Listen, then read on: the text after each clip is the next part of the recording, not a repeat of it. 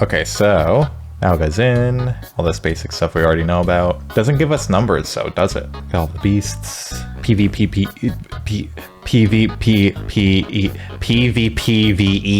There we go. We got there eventually. You'll play in a clash of grand beasts, protectors, while coordinating with the team to defeat enemy beasts, and you'll be able to play Mauga for free as the only tank to play in this mode, or try your hand as one of the many other hunter-themed heroes, and tear through the grand beast's health while trying to avoid powerful abilities. May the best hunters win. Winter Wonderland 2023, ring in the holidays with the Winter Wonderland event. Check out our heroes celebrating in style with all new holiday skins. Beat challenges and unlock one free legendary skin of your choice. Choose from the stylish formal wear skins for Cassidy or Baptiste, or the cozy winter jammies Ilari skin. Dive into the action with returning favorite fan event modes like May Snowball Offensive and Yeti Hunt. With new challenges and rewards, Winter Wonderland launches on Tuesday, September 19th. That's what, like 2 weeks from now?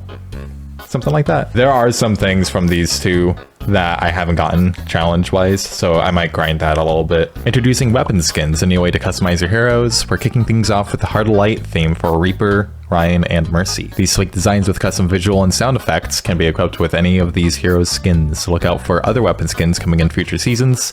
We're excited about weapon customization, and this is just the first step. As we create more weapon skins, we want to hear about what you love about the skins. Your feedback is key as we evolve weapon skins and introduce new looks and more ways to customize your heroes. We want to hear what you love about the skins. I'm sure they're going to hear what we hate about the skins more than anything for a good long while. Endorsement score required to reach level 5 reduced. No! Keep it rare! Make it a rarity to see this. I've seen a lot of endorsement 5s recently. Decay at level 4 reduced slightly, and endorsement score decay at level 5 reduced. So they're making it way easier to get to level 5, it seems like. I don't like that. I like 5 being like a rarity. Like the unicorns of quick play, basically. Previous patch made it to where having people unable to endorse friends, people queuing in the same game, etc. that doesn't cause endorsement decay. I did see that. That was a previous patch. Yeah, that's probably why I'm seeing endorsement level 5 a little bit more frequently. But then making it even easier now on top of that. I think what they did with that patch is fine. I think they should have just kept it at that. Hero Mastery. Next wave of Hero Mastery courses will be launching on January 2nd in a 5-week event featuring a new course each week with new challenges and cosmetic rewards to earn. I still haven't done most of these, to be honest. I need to grind this. I feel like it should be an off-stream thing if I'm bored. And you said 5 Hero Mastery courses for Lucio, Mei, Diva, Echo, and Genji have been added. Where's my set? Lucio's courses will unlock on January 2nd, and a new course for a new hero will be available every week for the next 4 weeks. Okay. 1 week, 2nd week, 3rd week, 4th week. Yeah, okay. An exciting new way to view Hero Mastery replays is now available. Replay bookmarks. Replay bookmarks can be enabled from the replay viewer at any time. Once enabled, players can instantly skip to important moments during the run. Give me this, but like in actual matches. I want to be able to quickly view when I died, when I got kills or assists, even different point captures, that sort of a deal. Because like most of the time that you want to quickly go to a replay, it's like when you died and you're trying to see if someone's hacking, or if you got a kill and it was a really cool thing, or just something silly happened, which usually involves one or the other. But it's like you have to like remember to like check the tab button to see how far into the match you are to be able to do that quickly, or just like mentally remember it. And it's hard to remember the order of things that happened in Overwatch, honestly. So like, give me this. Fortnite's had this for a long time. People have been wanting this for Overwatch for a long time. I think it's one of the less talked about things right now, but it would be great. List of bookmarks, course runs, and records is shown at the left side of the screen. Players can quickly choose bookmarks from here or by tapping the indicators of the replay skimmer. A new leaderboard for Mastery courses released in Season 6 has been added. The previous leaderboard will return in a future patch for players to view any time. Why do they have to be different?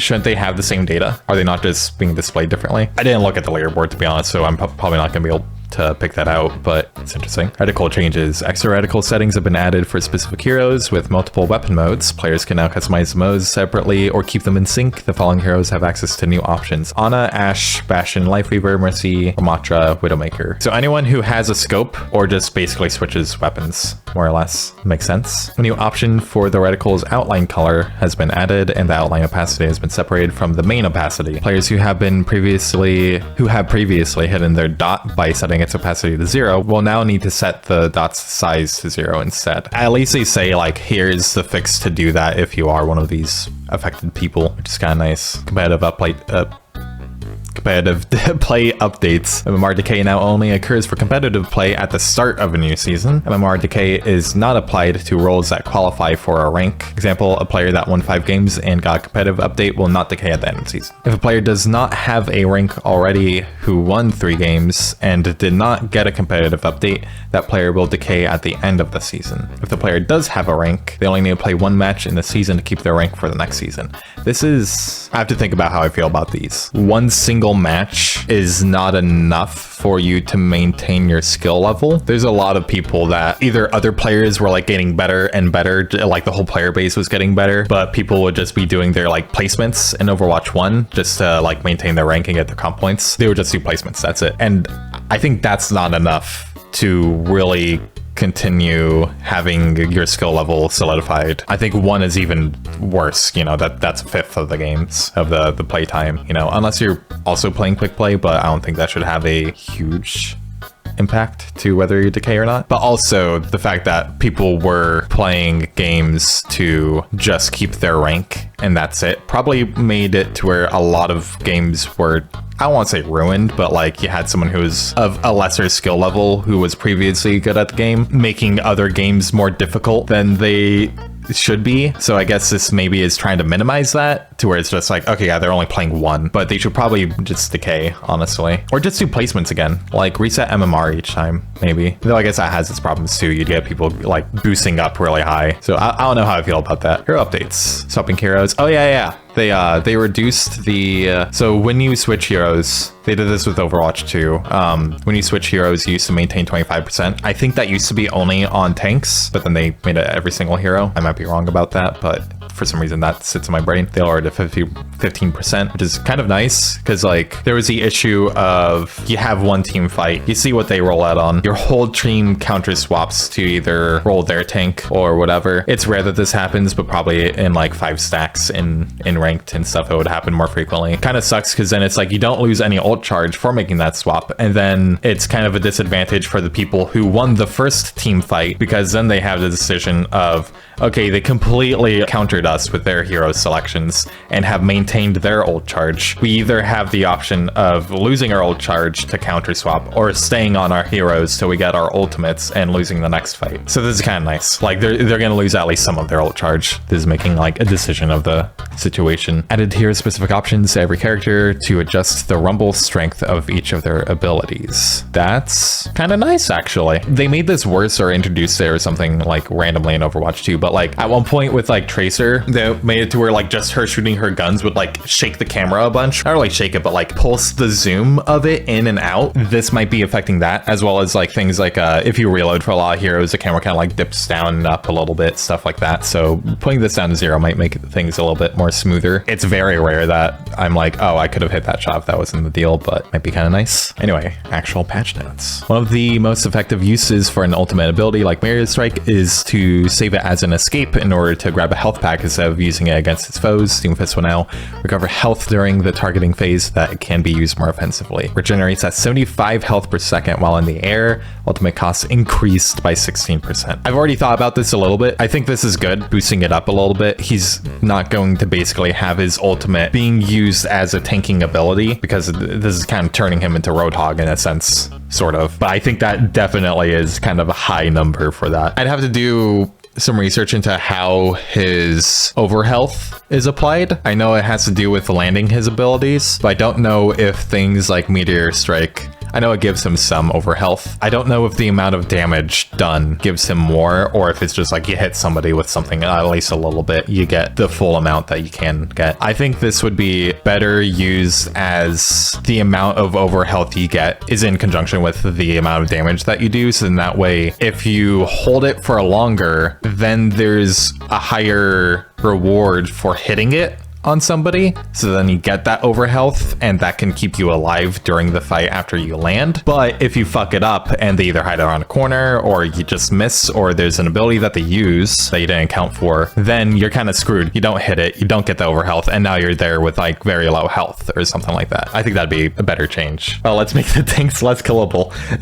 I just think him using his ultimate and basically getting full HP out of nowhere is a bit, there's a healing problem is one of the reasons why tank feels kind of garbo, because they can't kill anything. The tanks should be one of the things that can't get killed, but they're not addressing the fact that everything else is also unable to get killed. I mean, to a certain extent, I feel like it's a nerf because hanging in the air to heal versus instant landing on a health pack lets enemies kite get cooldowns. Yeah, that's true, actually. 75 per second is a good bit, though. I could see it both ways. Maybe Doom players know more, but I could see what you're saying. With that fact, it's definitely somewhere in between the two. I guess it's kind of like the Zen stuff, how they like nerfed his Discord and people were like, yo, Zen's gutted now. And it's like, no, they buffed everything else, dude, and that's barely anything.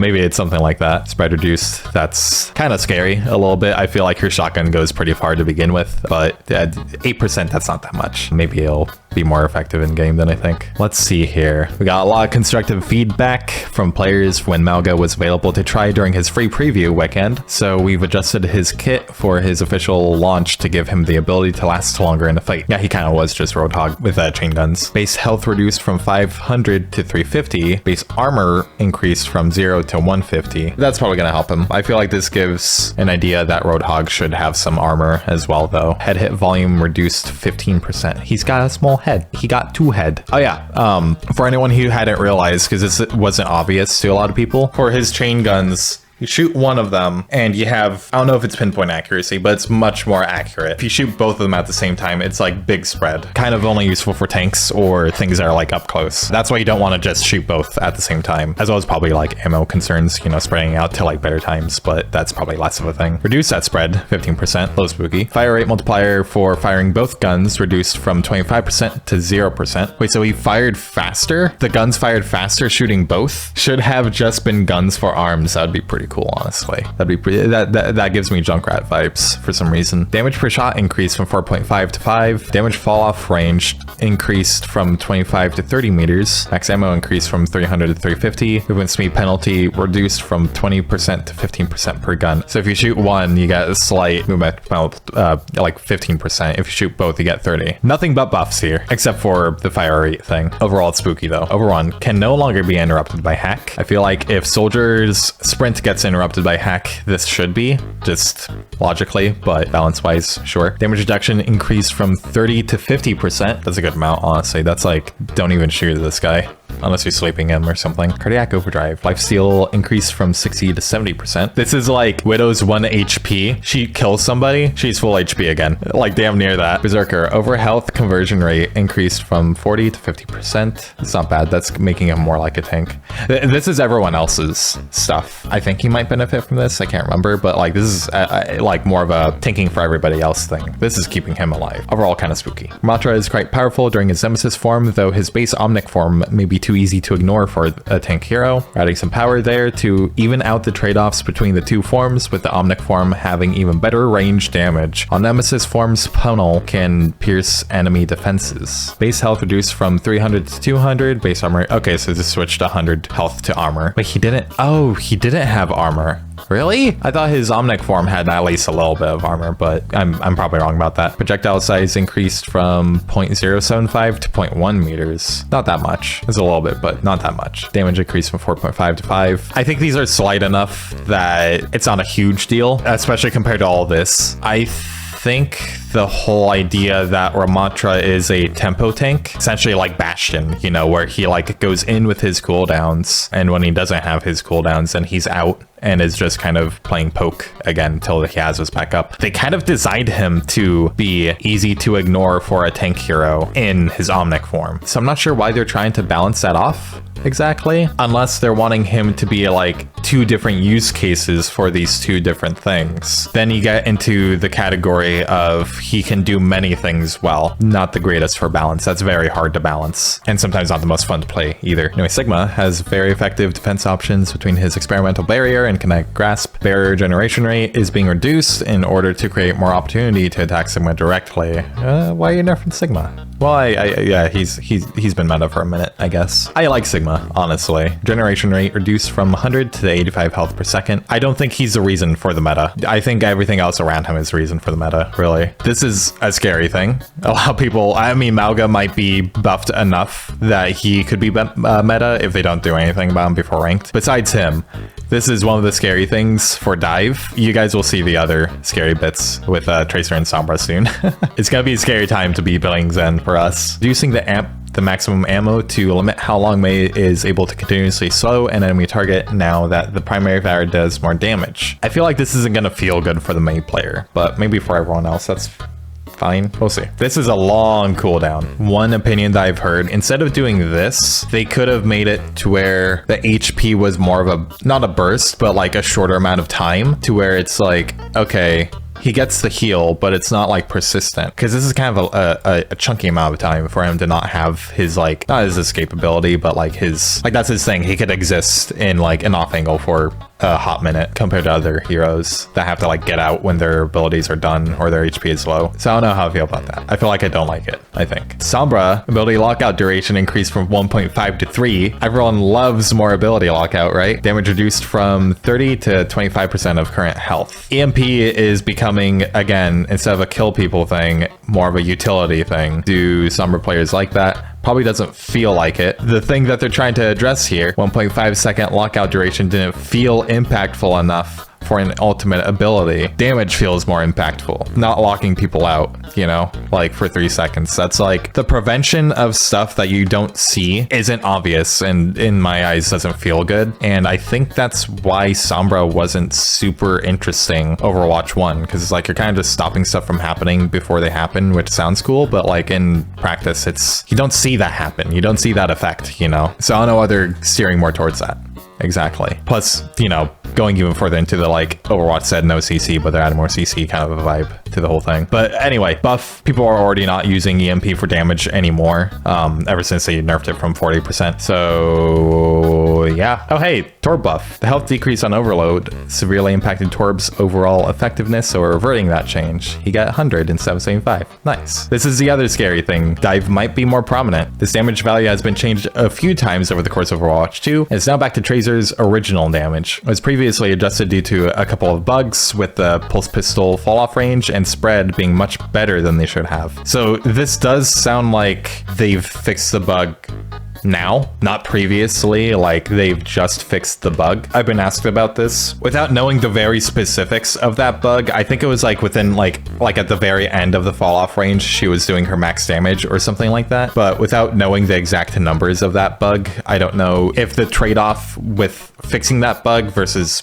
boosting her damage a slight bit is a buff or a nerf for the people that are good at playing Tracer and knew about that bug and were playing that. For the people who weren't doing that, slightly scarier. And also this way, it's a little bit less finicky with her. So probably a little bit of a net buff. Baptiste has a high amount of sustained damage in addition to his various survival tools, so we would prefer to keep his long cooldown abilities feeling impactful, so we're going to pull back on some of his total damage output here. Primary fire ammo reduced from 45 to 36. I think that's fine. Securing kills might be more the issue here. I'd have to think about this a bit more, but like Baptiste has a big amount of damage generally. I'm not sure if reloading is going to impact much of that though. I don't know how to fix him. I know Lamp is like the biggest thing people talk about. Maybe make it to where it expends itself after so much health that it prevents. Maybe make it expend at that point. Each chunk of damage done to the player would expend some of its health. So it'll protect you from a Widow headshot, but it's going to take some damage because of that and eventually just become not a thing anymore. Stuff like that, to where it's like you don't actually have to focus on this entirely different thing, but maybe you do sometimes. Like in the instance of you just chuck the Diva Bomb in there, destroy the lamps, so then the Diva Bomb isn't just blocked out by it, sort of a thing. Stuff like that I think would be kind of nice, but I don't think his damage is the biggest thing. Like having both things definitely is an issue, but I think his damage can stay. I think people are more upset with the sustain that he has. Brig ended up as being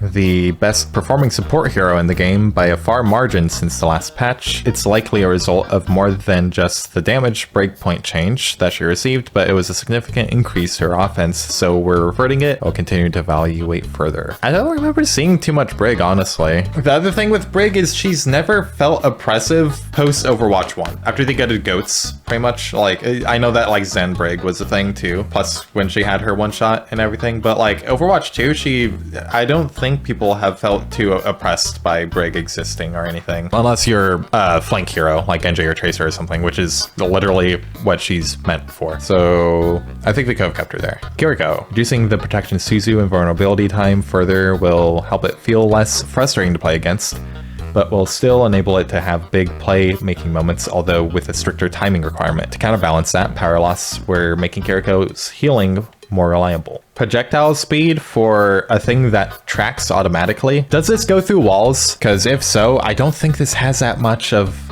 an impact. Maybe a little bit. You could play a little bit more range and feel comfortable, but like, I don't think that's not that much. They break on a wall? Okay, this has a little bit more impact then. Probably not in like a way that you feel, I would imagine. I'm not a Kiriko player, so I don't know. At least not a prominent one, but I feel like that's not too huge of a buff. But maybe she doesn't need it with this change anyway. She's still kind of a thing that people play a lot. Invulnerability reduction, or duration reduced from 0.85 to 0.65. That's pretty significant, I think. And healing explosion increased from 40 to 80 health. I've heard that this isn't even including the like extra health that you get for cleansing in effect. If you're like hacked, or if you have anti-heal on you or something, it does what, like an extra 40 health on top of that? I'd have to see more on this. This does raise the skill ceiling of protection Suzu for certain things, like timing using it on a Diva Bomb or Sigma's Flux, for instance. You're gonna have to really time that pretty